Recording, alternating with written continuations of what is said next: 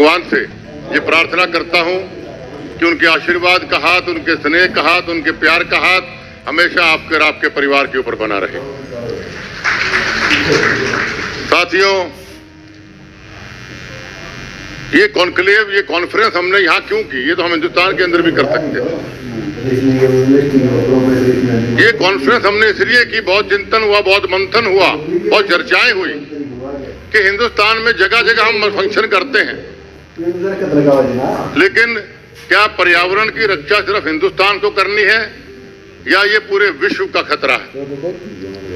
क्या गुरु जम्बेश्वर भगवान ने जो हमें प्रेरणा दी, क्या वो सिर्फ बिश्नोई समाज के लिए है या सिर्फ हिंदुस्तानियों के लिए है या पूरे विश्व के लिए है?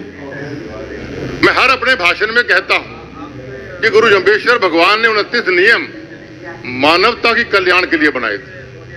तो आज हम हिंदुस्तान की सरहदें पार करके आज हम दुबई के अंदर डंका बजा रहे हैं कि गुरु जम्बेश्वर भगवान ने मानवता के कल्याण के लिए हमें प्रेरित किया था और हम उनके अनुयायी होते हुए आज उनके मार्गदर्शन हम सभी को दिखाएंगे। जैसा शुरुआत हमने खेजड़डी का, टाटियाना जी की अध्यक्षता में हमने खेजड़डी के पेड़ लगा के यहाँ पर शुरुआत की। साथियों, एनवायरमेंट बहुत बड़ा खतरा है, ये आप भी जानते हैं, हम भी जानते हैं। बहुत कॉन्क्लेव होते हैं। पेरिस अकॉर्ड हुआ, 1972 में स्वीडन के अंदर भी कॉन्क्लेव हुए, शायद 5 या 12 जून को हुआ था 1972 में, और उस वक्त कहा कि 5 जून को हम विश्व पर्यावरण दिवस हम घोषित करेंगे। इसकी इम्प्लीमेंटेशन 1974 में हुई।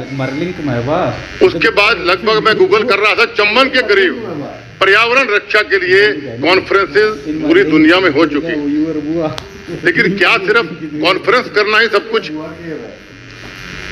कॉन्फ्रेंसेस हुई, इम्प्लीमेंटेशन बहुत कम हुआ, और इम्प्लीमेंटेशन कम होने की वजह से आज हम इस प्रकार के खतरे से जूझ रहे हैं। उस कम होने की वजह से आज हमें इस प्रकार के कॉन्फ्रेंसेस और कॉन्क्लेव करने पड़ रहे हैं। चर्चा होनी चाहिए, ये नहीं कि हमें 2 दिन का कॉन्क्लेव किया और अपने घर चले गए और उसके अपने अपने काम पे लग गए। चर्चा लगातार होनी चाहिए। व्हाट्सएप मैसेजेस आप भेजते, मुझे हर रोज सैकड़ों, कई 100 गुड मॉर्निंग मैसेज आते हैं, लेकिन मैं हैरान होता हूं, एक भी मैसेज ऐसा नहीं होता जिसके अंदर हम कोई पर्यावरण की बात करें, एनवायरमेंट सेविंग की बात करें, जीव रक्षा की बात करें। कम से कम बिश्नोई समाज के लोगों को तो उसको अवश्य लिख के लोगों को प्रेरित करना चाहिए। अपने अपने ढंग से हर आदमी का अपना अपना दायित्व, कर्तव्य बनता है। आपको स्टेज के इस तरफ होना जरूरी नहीं है, इस तरफ के लोग ही हम बोलेंगे तो पर्यावरण सुधरेगा। स्टेज के उस तरफ के लोगों का कर्तव्य ज्यादा बनता है, क्योंकि आप घुलते मिलते गांव में, शहरों में लोगों से ज्यादा। आज खतरा हिंदुस्तान की अगर हम बात करें, जब 1947 हम 10% के आसपास रह गए, 12% जंगल उजाड़ दिए गए मॉडर्नाइजेशन के नाम पर। ठीक है, डेवलपमेंट जरूरी है, डेवलपमेंट होगी, तरक्की करेगा, लेकिन अगर आप डेवलपमेंट करते हैं तो आपको बंजर भूमि करनी चाहिए, बैरन एरियाज को डेवलप करना चाहिए। जब कांग्रेस पार्टी SC लेके आ रही थी, तब मैं भिवानी से सांसद था, और कांग्रेस का सांसद होते हुए भी आप गवाह हैं इस बात के, मैंने विरोध किया था कि भाई उपजाऊ जमा की जमीनों के ऊपर आप SC को मत लेके आइए। SC में इतने रिबेट्स आप दे रहे हैं, इतने रिबेट्स आप दे रहे हैं, अगर बंजर भूमि में ले जाओगे उनकी लोगों की कीमतें बढ़ेंगी जमीन की, और डेवलपमेंट हो जाएगी, हमारी ग्रीनरी, ऑक्सीजन भी रहेगा। और मुझे उस वक्त कांग्रेस से सस्पेंड भी किया गया था कि भाई क्यों कुलदीप बिश्नोई, क्योंकि वो उस वक्त उसमें राजनीतिकरण नहीं करूंगा, मानी साहब। बस क्या देते हैं हम? प्रकृति को डेवलपमेंट के नाम पे पेड़ काट रहे हैं, पहाड़ों को चीर रहे हैं।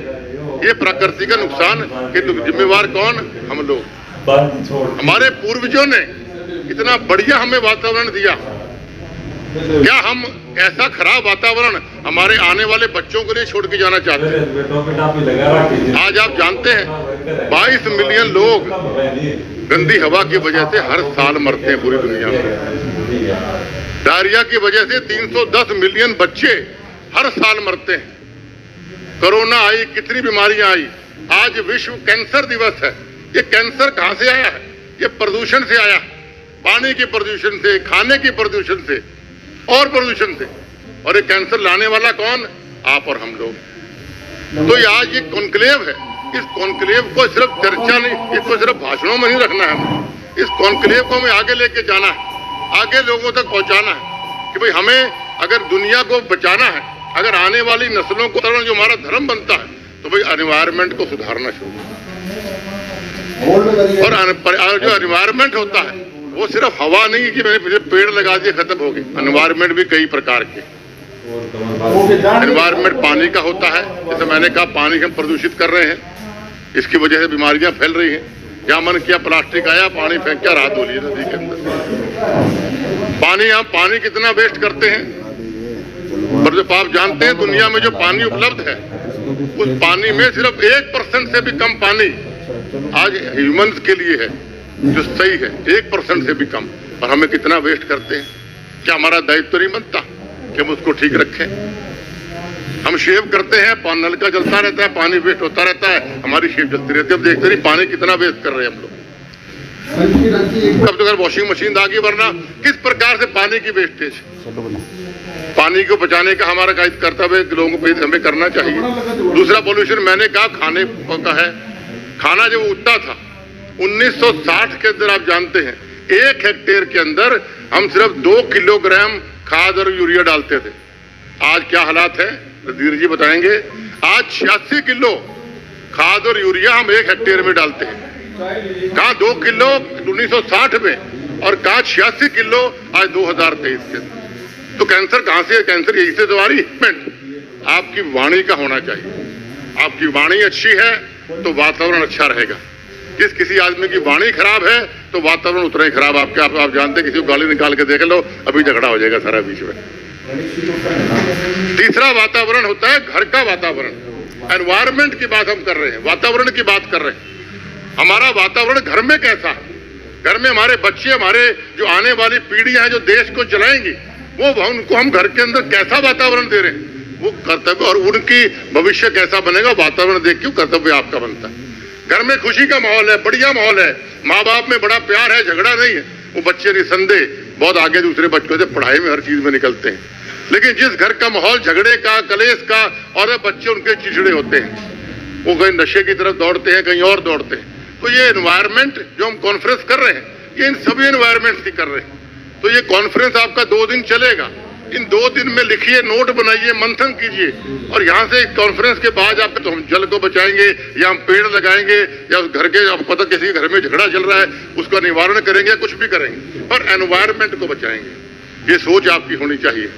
तो साथियों, दूसरा कॉन्क्लेव देवेंद्र जी को मैं सुबह कह रहा था कि भाई 9 से 11 का मतलब 9 से 11 रखिए, क्योंकि हम सबको 8:55 पे यहाँ पहुंचना चाहिए था। मैं तो हालांकि 9 बजे आ गया था, बाहर बैठा अंदर था उस कमरे के अंदर 9 से, क्योंकि अगला कॉन्क्लेव हम खा गए जो 11 से 1 वाला था, उसका टाइम सारा का सारा हम लोग ले गए। मेरे को तो आप रोज सुनते हो बोलना, मैं बहुत चाहता था, लेकिन आज आप हमारे माननीय फारूक अब्दुल्ला जी को सुनने आए हैं। उनके बारे में एक शेर मैं कहना चाहूँ।